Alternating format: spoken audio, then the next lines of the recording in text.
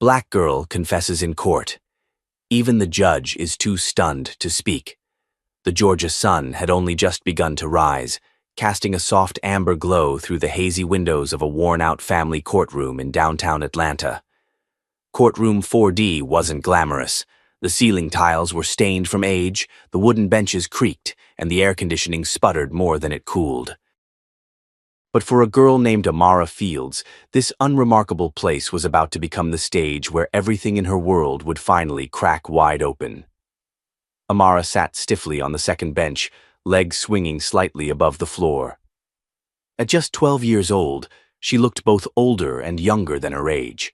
Tired eyes that had seen too much, a pink hoodie 2 sizes too big, and a single gold necklace tucked under her collar. Her foster mother, Mrs. Dolores Harper, sat beside her, arms folded tightly across her chest. A family court social worker, Tasha Levine, was leafing through paperwork just in front of them, lips pressed into a thin line. Across the room, Judge Miles Whitaker was settling in behind the elevated bench. In his early 60s, Whitaker was a no-nonsense, by-the-book man with a reputation for cutting through emotional pleas with clinical detachment. His dark gray suit matched his temperament, and his eyes rarely betrayed more than procedural interest. Today, though, his attention kept drifting toward the girl. "All rise," the bailiff announced, his voice barely louder than the whisper of the ceiling fan. Judge Whitaker gave a curt nod. "Be seated." The shuffle of movement was brief, and silence returned. "This is the matter of Amara Fields," he said, glancing at the docket. Case 4732 AC. Review of placement stability and consideration for transfer due to behavioral complaints. Proceed. Tasha cleared her throat. "Your Honor, the current foster placement has filed multiple incident reports. Refusal to comply, outbursts, isolation. This is the 3rd household in 2 years. We're recommending a temporary facility transfer until a more suitable long-term home can be identified." Whitaker frowned slightly. "Facility transfer? Isn't that typically reserved for higher-risk cases?" Dolores Harper jumped in. "She threatened my grandson." "That's high risk, isn't it?" She threw a plate at him. Amara's head jerked up. "That's not true." "Ms. Harper," the judge said sharply. "You'll wait to be called to speak. Miss Fields will have her chance." The room settled again. Whitaker studied Amara carefully. "Have you been evaluated by a counselor recently, Miss Fields?" Tasha answered, "Yes, but she refuses to speak during sessions. We're concerned she may be withholding something. Possibly trauma-related." At that, Amara flinched. Whitaker's gaze softened slightly. "Miss Fields, you're allowed to speak freely here. This is a safe space. Is there something you'd like to say about your current placement?" Amara didn't respond at first. Her fingers curled tighter in her lap, tugging at the sleeves of her hoodie. "She lies, Your Honor," Dolores said under her breath, just loud enough. Amara's voice came so quietly, it was nearly lost. "I didn't throw anything." Everyone looked at her. Whitaker leaned forward. "Would you like to explain what happened then?" Amara hesitated, then slowly reached into her backpack and pulled out a folded sheet of paper. She handed it to Tasha, who passed it to the judge. He unfolded it. It was a drawing, hand-sketched in pencil and colored with faint crayon. A woman with long braids was holding a baby under a tree, their hands touching. In the corner, the words, "I remember," were written in small, careful script. The judge looked up, brows furrowed. "Did you draw this?" Amara nodded. "Who are the people in this drawing?" The courtroom seemed to shrink. "My mom," Amara said. There was a pause. "I thought you didn't remember anything about your biological mother," Tasha said gently. "That's what they told me," Amara replied. "But I do. I remember her laugh." Her smell. The song she sang before bed. She used to rub my back and say I was her whole sky. Her voice cracked at the last word. I tried to tell people before, but they said it was imagination, that my memories weren't real. But I see her. In dreams, in flashes. Sometimes I smell her perfume in the hallway at school. Dolores muttered, and now she's seeing ghosts. Amara turned to her. She's not a ghost. She's alive. The courtroom held its breath. Judge Whitaker's voice dropped an octave. Amara, are you saying you believe your mother is still alive? Amara's jaw clenched. I know she is. Tasha interjected. Her biological mother's file says she died shortly after birth complications. There was a funeral. State documents confirm it. Whitaker tapped the paper. But this child remembers her. That can't be ignored. She's lying, Dolores barked. She just wants attention. She makes things up when she doesn't get her way. Amara's voice rose, shaking now. I'm not lying. I saw her on TV. Last month, talking about education reform at the Capitol. They called her Eliza Wright. Dead silence. Tasha's eyes went wide. Eliza Wright? She's a senator, the judge said slowly, stunned. Amara's voice broke through the haze. That's her. That's my mom. Whitaker's face had lost color. Tasha pulled up her tablet, searching frantically. Eliza Wright, Georgia State Senator, advocates for foster reform. Grew up in group homes, no children listed. Pull her birth records, the judge ordered. Tasha tapped quickly. Dolores stood up. This is ridiculous. Sit down, Mrs. Harper, the judge said. Tasha gasped. There's a match. DNA file from the hospital. There's a mislabel. The files were merged at intake. Judge, I think she's telling the truth. Whitaker leaned back slowly in his chair. Amara looked up, face tear-streaked but defiant. I told the truth, she whispered. Even when no one believed me. Judge Whitaker sat in stunned silence, the room frozen around him. Court, he said finally, voice hoarse, is in recess. The gavel never fell. The next morning, the city buzzed with the energy of a weekday barely begun.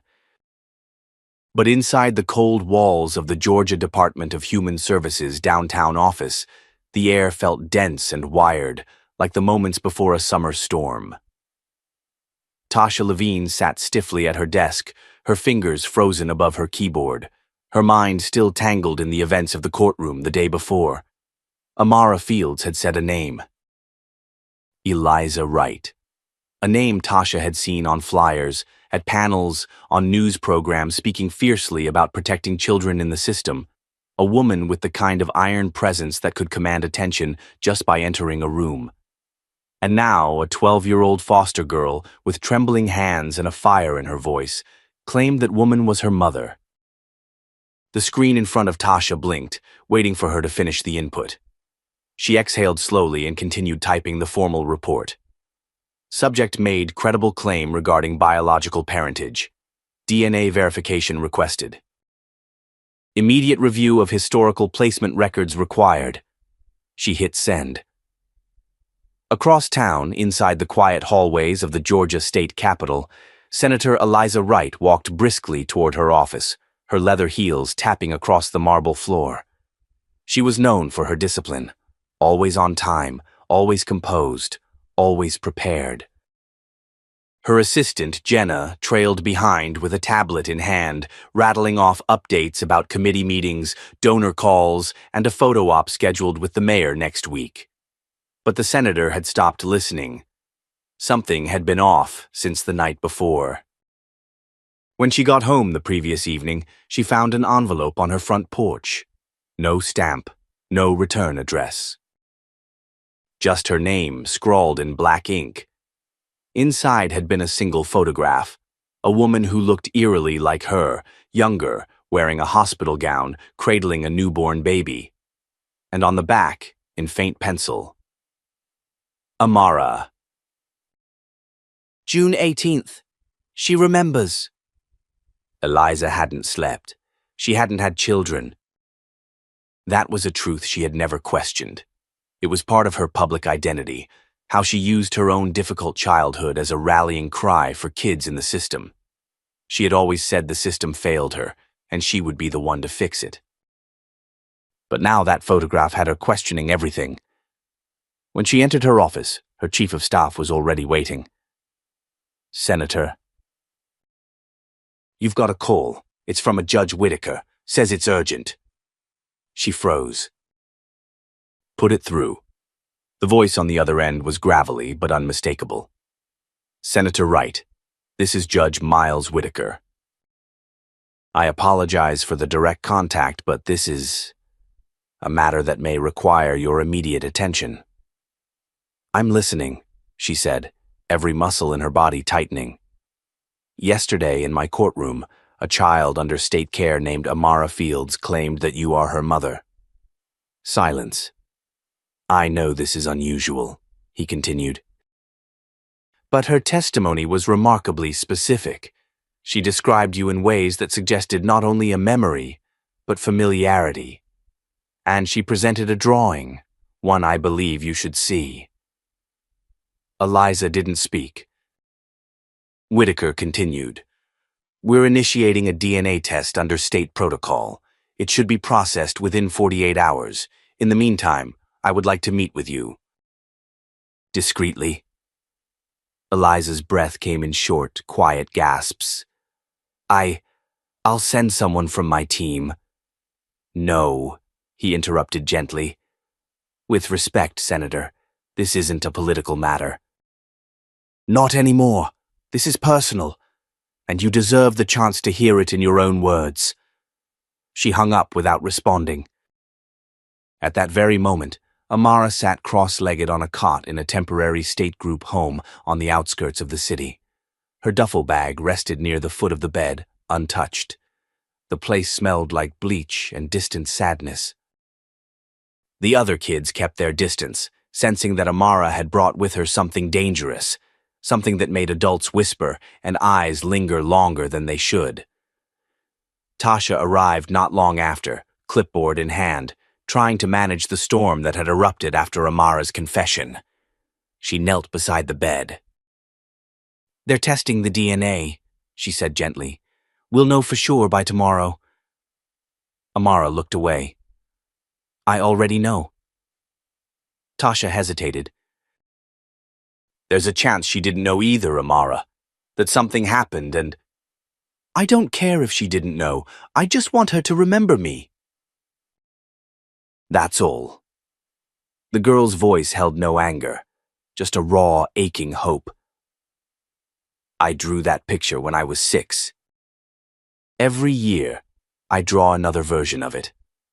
It's the only thing I've ever kept." Tasha closed her eyes, her voice thick. "You've been through more than most people twice your age. And somehow, you're still brave enough to speak. That matters." Back downtown, Judge Whitaker stood by his office window, holding the drawing Amara had given him. He was a man of structure, logic, legal precedent. And yet, nothing in the law had prepared him for the look in that girl's eyes. He turned as his clerk entered, holding a sealed envelope. "Sir, the expedited DNA results. Courier dropped them just now." Whitaker opened the envelope with trembling fingers. 2 lines. Parent match, 99.997%. He sat down slowly, his breath leaving him like a collapsing building. Amara had been telling the truth. Senator Eliza Wright was her biological mother, and the world was about to change. The morning air outside the Fulton County Juvenile Courthouse was thick with anticipation. Reporters had begun circling like hawks, their vans cluttering the street, cameras resting on tripods as they whispered about an unnamed miner's explosive claim and a potential scandal tied to a rising political star. No names had been released yet, but the wind carried the scent of something seismic, something big enough to tear holes in power, policy, and persona. Inside the courthouse, Judge Miles Whitaker sat at the head of his chambers, the DNA report open on the desk before him, its cold numbers glaring up at him. He had seen plenty of dramatic turns in his courtroom: drug busts, family betrayals, last-minute witnesses. But this wasn't just another case. This was legacy. A child, abandoned by the very system designed to protect her, now stood at the intersection of truth and influence. And the person she claimed as her mother wasn't just anyone. She was Senator Eliza Wright, America's fiercest child welfare reformer. A woman whose every bill had been stamped with a promise: no child left unseen.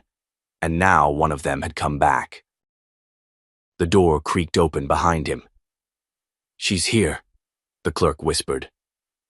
Judge Whitaker stood slowly, adjusting his tie and bracing himself for what came next. Eliza Wright entered with the air of a woman trying not to look afraid. Her eyes scanned the room, taking in the clerk, the court officer at the back wall, the file on Whitaker's desk. "You got the results," she said without preamble. He nodded. "I did. And?" "It's confirmed. She's your biological daughter." For a long moment, Eliza said nothing. Her carefully constructed facade, years of speeches, awards, media appearances, seemed to flicker beneath the weight of those words. "My daughter," she repeated, almost to herself. "But how?" "I was told she was stillborn. No birth certificate, no footprints." "Nothing. They gave me a sedative and told me she didn't make it." Whitaker leaned forward. "That's something we need to investigate." "But before that, Senator, Amara wants to meet you. Today." Eliza froze. "That's not. There are protocols. Psychological prep. Transition strategies." "She doesn't want a transition plan," he interrupted gently. "She just wants to see your face again." Eliza looked away, her voice quieter. "Does she hate me?" "No," Whitaker said. "She remembers you singing." Her lips trembled then, just barely. But enough. At the same time, across the city in a quiet therapy room at the state-run group home, Amara sat in a circle of 3 chairs. In one sat Tasha Levine, her caseworker, eyes wide but calm. In the other, Dr. Nadia Benson, the court-appointed child trauma specialist, scribbling notes as she listened. "And when you saw her on TV, Doctor?" Benson asked gently. "What did you feel?" Amara hesitated, chewing the edge of her sleeve. "Like someone punched me and hugged me at the same time." The women exchanged a quick glance. Tasha leaned forward. "That's a very powerful description. Did you feel angry?" "No." Amara's voice was small but firm. "She didn't know." "I think she didn't know, but I knew." "You knew what?" Dr. Benson asked. "That I wasn't supposed to forget her." Silence settled in the room. "Would you like to see her?" Tasha asked. "Today?" Amara hesitated again. "I want her to see me, like, really see me." That afternoon, in a secured room inside the courthouse, neutral, simple, bare walls and no press, Amara sat on one side of a wide table, her fists clenched around a red notebook she carried everywhere. It was frayed, smudged at the corners, the words, "My Truth," written in pen across the front. The door opened. Senator Eliza Wright stepped inside. Time didn't slow, it stopped. Amara stood up instinctively. Eliza froze in place. The girl was taller than she remembered. Or maybe memory had blurred everything except the sound of a lullaby and the echo of the name Amara. Her hair was pulled into two puffs, and her dark brown eyes, wide, waiting, were fixed directly on Eliza. "You remember me?" Amara asked. Eliza's voice cracked. "I never stopped wondering if you were real." For a long moment, neither moved. Then Eliza reached into her purse and pulled out something wrapped in a soft white cloth. She unfolded it slowly. Inside was a single hospital bracelet. Faded, torn, she laid it on the table. "This is all I had left of you," she said. "Until yesterday." Amara stepped forward. Gently, she placed the red notebook beside it. "This is all I had of you," she replied. The two looked at each other across a chasm time had built. Eliza reached out her hand. Amara didn't hesitate. She took it. Outside the room, behind the one-way glass, Judge Whitaker and Tasha Levine stood in silence, watching. "This is going to explode when it hits the press," Tasha said quietly. "I know," Whitaker replied, "and the backlash. It's going to be brutal. Are they ready for it?" The judge turned to her. "No one's ever ready, but that girl just rewrote the entire conversation around foster care with a single sentence." "What sentence?" "She said, I wasn't supposed to forget her." Tasha stared at the pair inside the room. Two hands joined across a table. A mother and daughter divided by silence for 12 years, reunited by a courtroom truth that no one saw coming. "She's about to change everything," she whispered. And she was right. The headlines hit like a thunderclap. DNA confirms, Georgia senator linked to dead, daughter in state custody.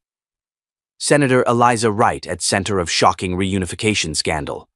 Child forgotten, system under fire after explosive courtroom confession. By sunrise the next day, the story had spread from local blogs to national news. Cable networks played Amara's sketch on loop, her small penciled words, "I remember," becoming a rallying cry and meme in equal measure. On Twitter, the hashtag She Remembered trended worldwide. Some called it a miracle.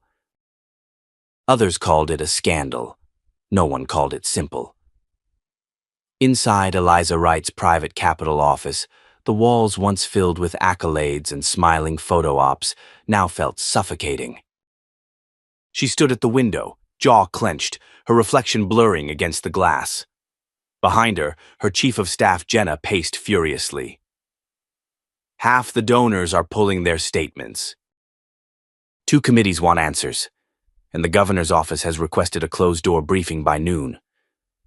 Eliza didn't turn. "They want a lie they can live with." "But I only have the truth." Jenna stopped pacing. "The truth is dangerous, Eliza. You were told she died." "But someone in that hospital lied. That's medical fraud. Maybe trafficking. Maybe worse." "Then we find out who did it," Eliza said. Her voice was hoarse but steadier than she felt. "No more statements. I want subpoenas, and I want every name attached to my delivery in 2011. Jenna blinked. "You want to investigate your own hospital record?" "I want to start with whoever made me a mother without letting me know." Meanwhile, across the city, Amara sat in a borrowed dress in a hotel conference room, knees shaking beneath the table. Judge Whitaker had arranged for a secure meeting space, away from the group home, away from the flash of camera lenses. Just Amara, Tasha Levine, and a court psychologist named Dr. Benson. "You don't have to speak to the press," Dr. Benson reminded her. "We can keep your identity sealed for as long as you want." Amara looked down at the notebook in her lap. "The one with her truth. If I stay quiet, someone else might forget who they are." She didn't sound like a child. She sounded like someone who had waited her whole life to be heard. Tasha leaned in. If you do this, it'll shake things up. The system. The politics. Maybe even your mom's career. Amara's fingers traced the letters on her notebook cover. She says she wants the truth. Then she looked up, and for the first time, there was no hesitation in her voice. So let's tell it. Across town, Judge Whitaker was already 10 steps ahead. He had pulled every court document tied to Amara's intake, her foster records, the medical reports from birth, the sealed file from Atlanta General. Something didn't add up. Her birth certificate wasn't signed by the attending physician. The hospital logbook from that night was missing 2 pages, and the attending nurse listed, Gloria Danvers, had retired the year after Eliza's delivery and vanished. When Tasha arrived at Whitaker's office an hour later, she found him hunched over files, coffee gone cold beside him. "Have you seen this?" he asked, sliding a report across the desk. Tasha scanned it. Atlanta General's NICU director in 2011 was placed under investigation in 2015 for altering infant ID tags. The case was dismissed for lack of evidence. The same year Eliza began rising in political ranks, Whitaker added. Tasha exhaled. Someone erased Amara, and they made sure no one would come looking. They were quiet a moment. Then Whitaker said, "If the press is going to get ahead of this, we need to get ahead of the press." And by the next morning, they did. Amara Fields, now protected under a temporary court guardianship, appeared in a pre-recorded interview aired by PBS NewsHour, sitting beside her caseworker and Dr. Benson. She didn't cry. She didn't shout. She told the truth. "I was born June 18, 2011 at Atlanta General. My mom was told I died. I was put into the foster system. I moved 5 times before I was 10. I had nightmares. I had memories. And one day I saw her on TV. Her name is Eliza Wright. And she didn't forget me. They made her forget." The clip spread like fire. Protests formed outside the courthouse demanding answers. Former foster kids posted their own stories online under the hashtag #SheRememberedMeToo. Eliza's office received both death threats and support letters. A coalition of mothers who had lost children to unexpected medical complications began organizing, demanding an investigation into Atlanta General's maternity ward from 2005 to 2015. And in the shadows of it all, a name kept reappearing. Gloria Danvers. The nurse who had been there, who had touched Amara last, who had signed her into the system. Except now she was gone. No known address, no tax return. No phone record since 2017. Vanished. Whitaker picked up his phone. It's time to involve the FBI. Back at the temporary group home, Amara sat on the roof under the stars, knees pulled to her chest. Tasha joined her, sitting silently beside her. "You okay?" "I will be," Amara said. Then she added, "She held my hand. When she saw me, she didn't let go." Tasha smiled. "She's not going to." And Amara, staring up at a sky that once felt empty, whispered, "Good." Because for the first time in 12 years, the world was finally listening. And she wasn't going to let it forget her again. The days that followed blurred into a whirlwind of press briefings, legal motions, and whispered threats behind polished doors. But at the center of it all, anchored between fact and fury, stood a 12-year-old girl with a notebook full of memories and a mother who had finally seen her. Amara Fields wasn't just a foster child anymore. She had become a symbol, but symbols come with targets. Early Monday morning, Judge Miles Whitaker's office received an anonymous envelope. Inside was a single photograph, grainy, low resolution, taken through what looked like a long lens. It showed Amara on the school steps with Tasha, her backpack slung over one shoulder. There was no note. just red letters scrawled across the bottom. Put the genie back in the bottle. Whitaker stared at the image, jaw clenched, his instincts firing like they hadn't in years. Whoever was behind this wasn't just covering up a mistake. They were protecting a machine, and that machine had begun to creak. Across town, Senator Eliza Wright walked the marble halls of the Capitol like a ghost. Staffers fell silent when she passed. Half the offices still backed her. The other half were just waiting for her to break. She didn't, but her hands shook when no one was looking. Her legal counsel, Graham Holtz, a tall, methodical man with a talent for damage control, stepped into her office carrying a fresh stack of files. "I've spoken with the hospital's legal department," he began, "and they're nervous. If there was coordinated mislabeling of infant death certificates—" "It was a trafficking operation," Eliza interrupted. Graham hesitated. "We don't use that word, not yet." Eliza stood up sharply. "I will. I have to, because if I stay quiet, it makes me part of it." He frowned. "You're not ready for the political fallout." "Not without—" "I don't care about politics," she snapped. "I care about the nurse who told me to sign a release while I was still groggy from anesthesia. I care about the 2 doctors whose names don't match the intake forms. I care about the baby I buried in my heart for 12 years, who's now staring back at me with my own eyes." He swallowed hard. "Then we go public." "No," she said. "We go federal." That same day, a joint task force between the FBI and Georgia Bureau of Investigation was formally opened under sealed orders. Whitaker handed over Amara's full case file. Sealed medical documents, redacted intake logs, photos of nurse Gloria Danvers, and most critically, the DNA result connecting Eliza Wright to Amara Fields.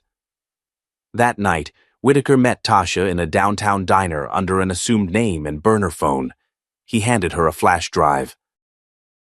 "This is everything I have," he said. "Digital backups, scans, testimony prep. If something happens to me, give it to the DOJ." Tasha blinked. "What do you mean, if?" He sipped his coffee. "Let's just say I've been in enough courtrooms to know when the walls start sweating."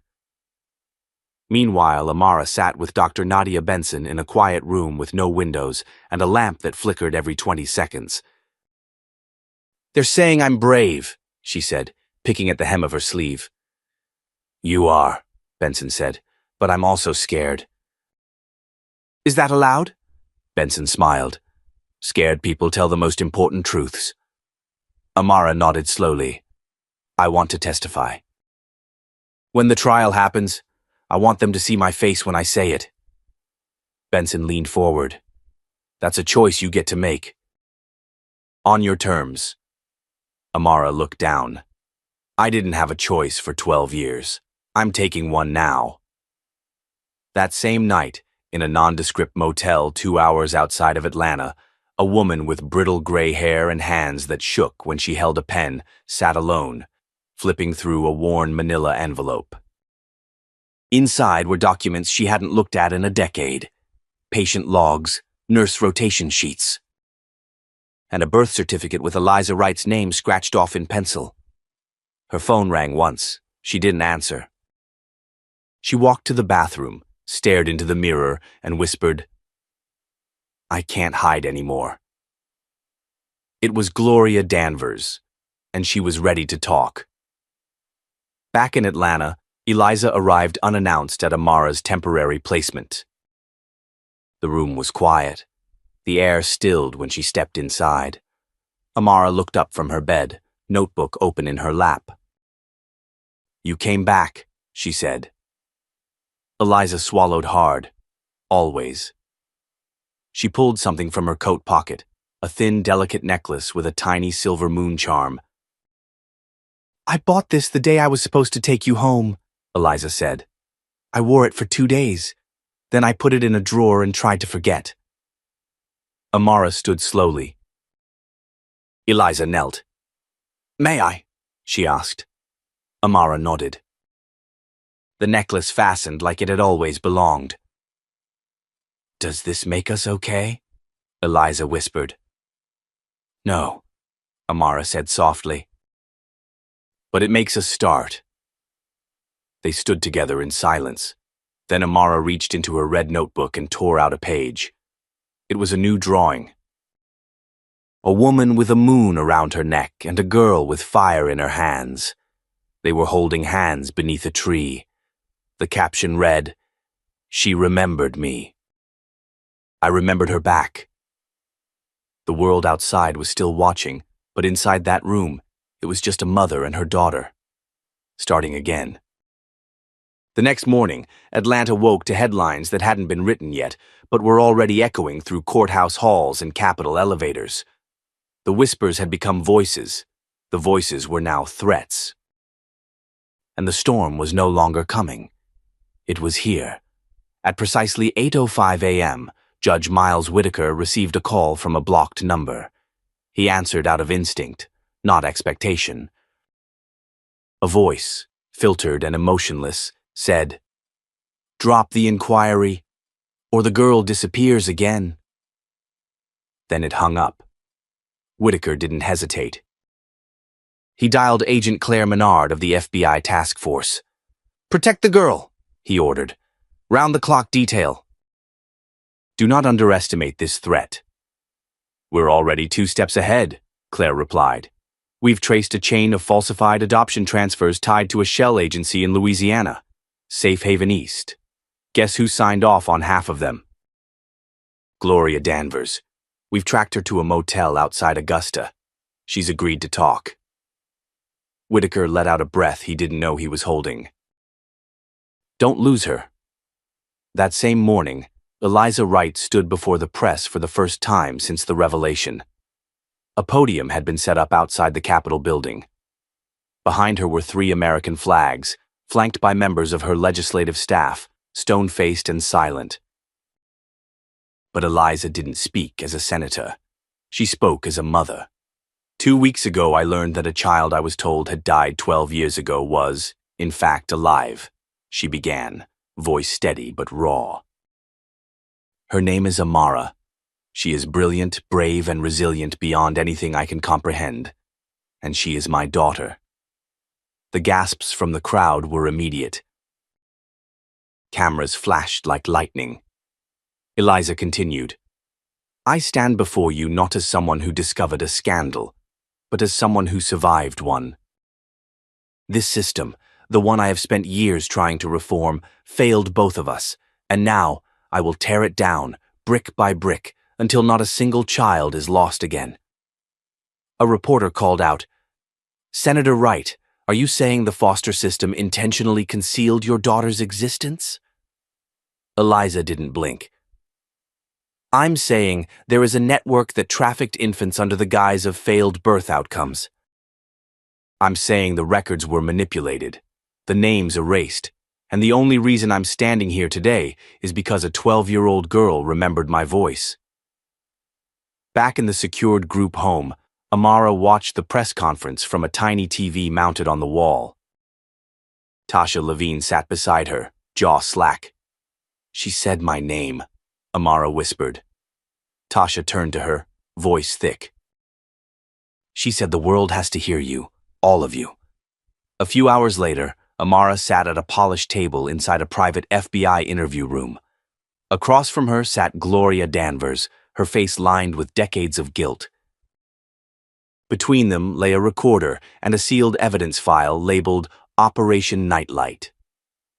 "I was a nurse at Riverside Medical," Gloria began. "Neonatal intensive care. They told me the baby didn't survive. But he was breathing. I checked myself. Then someone came in. Told me to mark him as stillborn, that he'd already been claimed." "Claimed by who?" asked Agent Menard from the corner. Gloria hesitated. "Private intermediaries. They had IDs, hospital clearance. They worked with Safe Haven East, said it was part of a special placement program for unwanted infants." "And you didn't report it?" Tasha asked. "I did," Gloria said. "Twice. Both times I was reprimanded. then suspended, then blacklisted. I was told I made a clerical error and needed to take early retirement. That's when I started keeping copies. She pushed a folder across the table. Inside were old memos, shredded intake forms pieced back together, and, most damning of all, a logbook.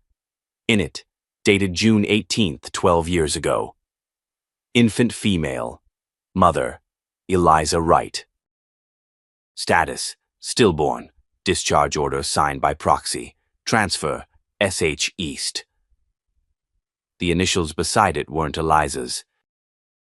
They were someone else's. Judge Whitaker read the document an hour later and turned pale. "This is it," he said. "The signature belongs to Judge Raymond Phelps." "Phelps?" Tasha echoed. "He retired 5 years ago." "Yes," Whitaker said, "but before that, he ran juvenile intake reviews for the entire state." Agent Menard looked up. "You're telling me a sitting judge authorized black market infant transfers?" "I'm telling you," Whitaker said. "We've just uncovered a judicially protected child trafficking ring." That night, Amara returned to Eliza's home under full federal protection. They sat together on the porch. Amara wore a sweatshirt too big for her, sleeves pulled over her hands. Eliza held a cup of tea she hadn't touched. "I read your notebook," Eliza said quietly. "You weren't supposed to." "I needed to." Amara didn't respond. "You said I sang to you?" "You did." "What did I sing?" Amara closed her eyes. "You are my sun. You are my moon. You are the light that fills my room."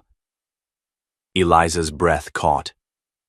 "That was the lullaby I wrote," she whispered. "I never sang it to anyone else." Amara opened her eyes. "You sang it to me. I remember your breath smelled like peppermint. And you cried the night they took me." Eliza wrapped her arms around her daughter and pulled her in close. "I'll never let them take you again." "Even if they try?" Amara asked. Eliza's voice hardened. "Especially then." Inside the house, the red notebook sat open on the kitchen table. A new page had been added. This time, no drawing. Just words. "If memory is a weapon, I'm not afraid to use it." Because Amara Fields wasn't just a voice anymore. She was a witness. A fighter. And the storm was far from over. The following morning, the city woke to an entirely different kind of news cycle. No longer were reporters cautiously circling half-truths. They were digging through decades. Court records, medical files, closed case reviews, sealed juvenile logs. They were tearing at the seams of a system that had operated in the shadows for far too long. And right in the center of the storm stood a 12-year-old girl who had remembered something the world had deliberately tried to forget. Amara Fields. That name now trended across the country. Inside the Department of Justice's regional headquarters in downtown Atlanta, an emergency joint task force meeting had been convened.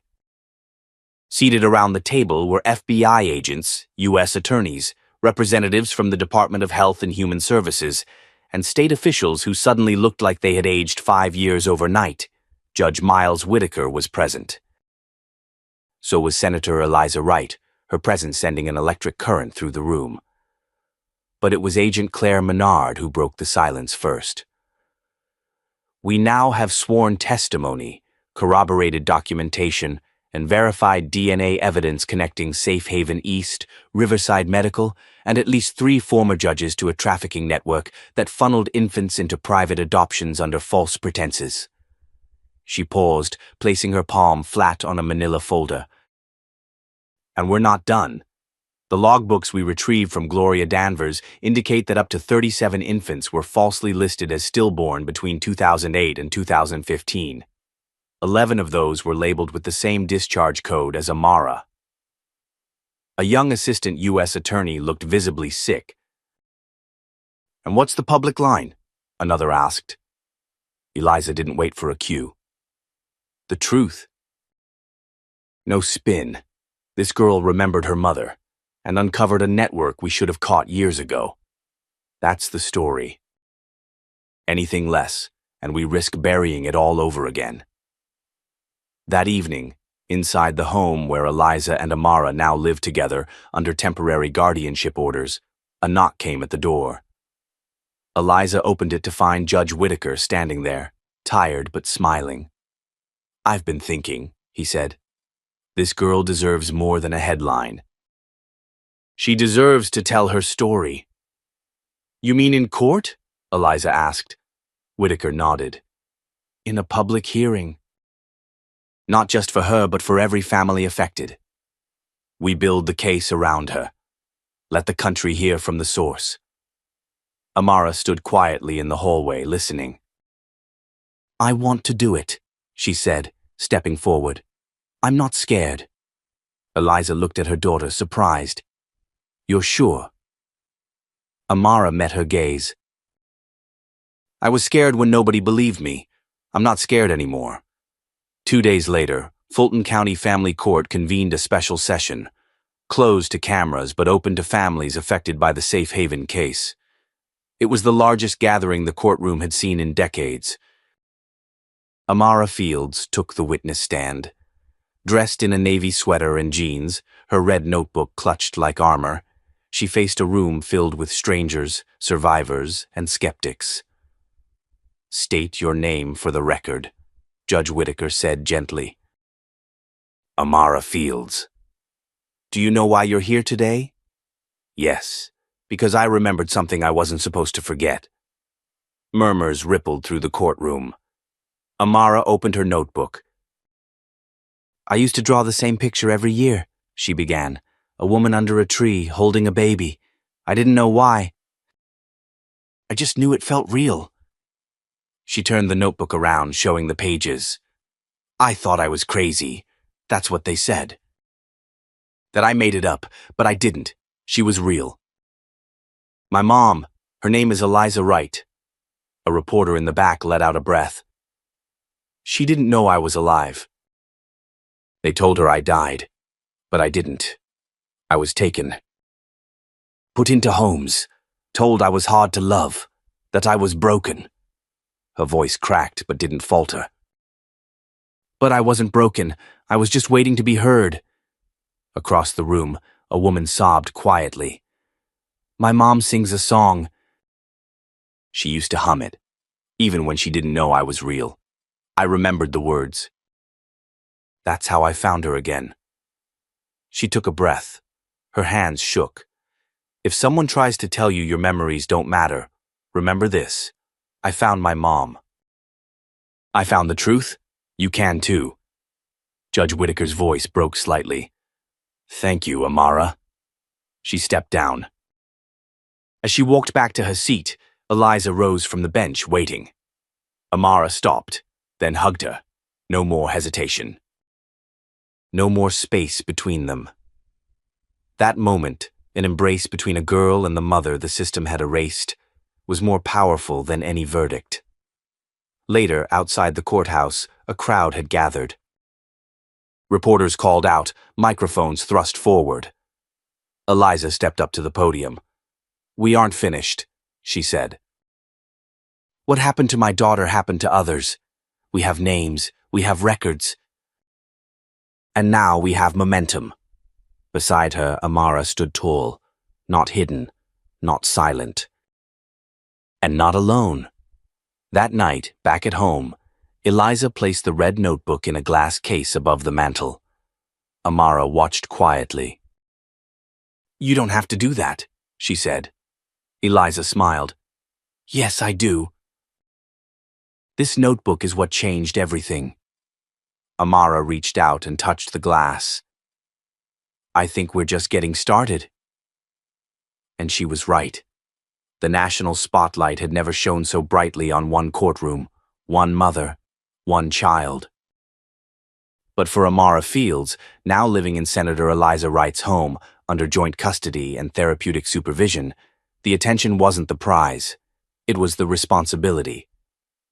In the months since the truth came to light, ripples of consequence had surged across the state and beyond. The Department of Human Services had been forced into a full internal audit. Whistleblowers began stepping forward, emboldened by Amara's courage and the press coverage that followed. A special prosecutor was appointed. 3 mid-level caseworkers were indicted for falsifying documentation. And in the most public twist of all, the private care agency that had handled Amara's initial intake, CarePath, was shuttered and placed under federal investigation for illegal adoption practices and negligence. But this wasn't just about punishment. It was about healing. At the newly renamed Field Center for Foster Youth Voice, a converted community center just outside Atlanta, children in the system were being given something many had never known: agency. It was Eliza's initiative, but Amara's design. A place where no child had to wait for a courtroom to be heard. Where storytelling, art, legal aid, and therapy intersected in the service of truth. Today was the center's first open forum. Amara stood behind a small podium. Her red notebook rested beside her, open to a page filled with bold handwriting and tiny hearts. She wore a soft yellow dress and small hoop earrings, symbols of the girl she used to be and the girl she had become. Before her sat over 60 children, teens, volunteers, and advocates. Cameras were set up in the back, not for spectacle, but to broadcast the message to kids watching from shelters and group homes around the country.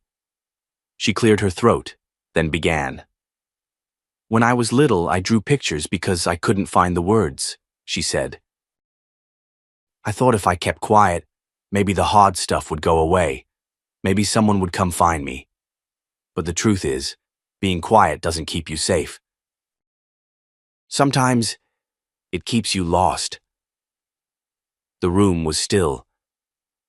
"I found my mom because I remembered her," she continued.